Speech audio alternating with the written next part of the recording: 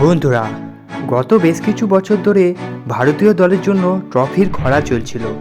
তবে এই 2024-এ টি-20 বিশ্বকাপ জিততেই সেই খরার অবসান ঘটল রোহিত শর্মার হাত ধরে।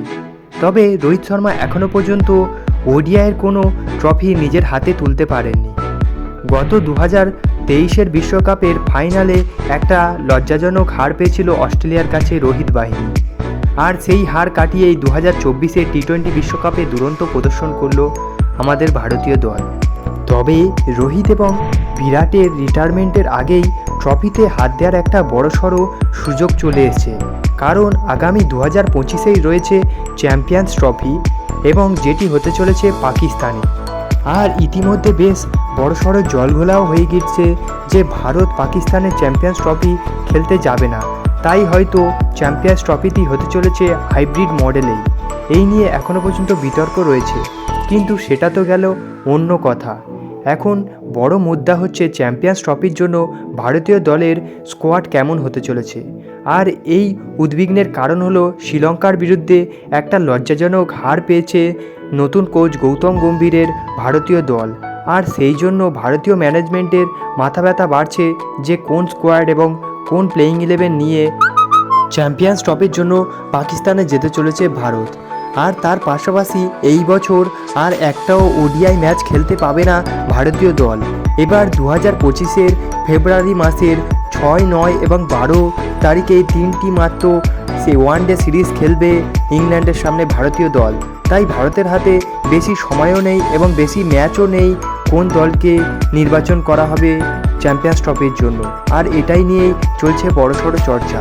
বন্ধুরা, এই ভিডিওতে আমরা দেখে নেব যে চ্যাম্পিয়ন্স ট্রফির জন্য ভারতীয় দল কোন বিধ্বংসী স্কোয়াড নিয়ে এবং কোন বিধ্বংসী একাদশ নিয়ে চ্যাম্পিয়ন্স ট্রফিতে যেতে চলেছে।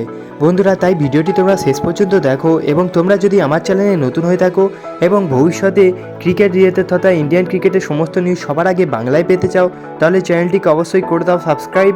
এবং তোমরা যদি টিম ইন্ডিয়ার একজন ডাইহার্ড ফ্যান হয়ে থাকো, তাহলে ভিডিওটিকে অবশ্যই করে দাও একটা লাইক।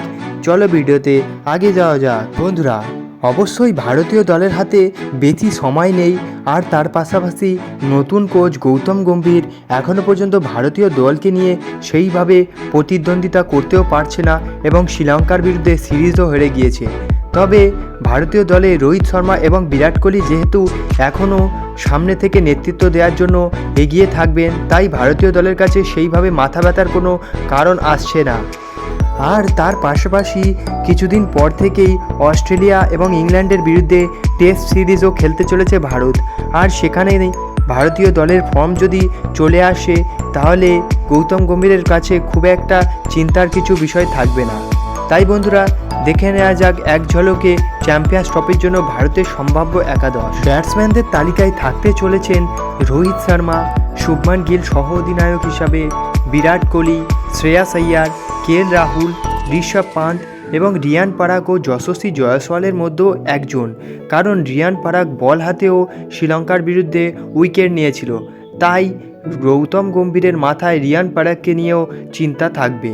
এবার অলরাউন্ডারদের তালিকায় থাকবেন হার্দিক পান্ডিয়া, রবীন্দ্র জাদেজা, অক্ষর প্যাটেল এবং ওয়াশিংটন সুন্দর।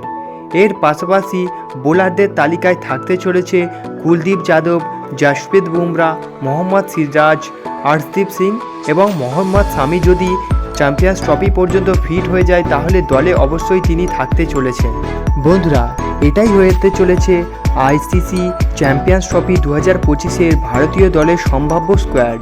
বন্ধুরা, তোমাদের কি মনে হয় অন্য কোনো প্লেয়ার কি এই স্কোয়াড থেকে মিসিং আছে? বন্ধুরা, তোমাদের মতামত তোমরা কমেন্টে জানাতে পারো এবং দেখা হচ্ছে অন্য কোনো ভিডিওতে। ততক্ষণের জন্য বাই বাই।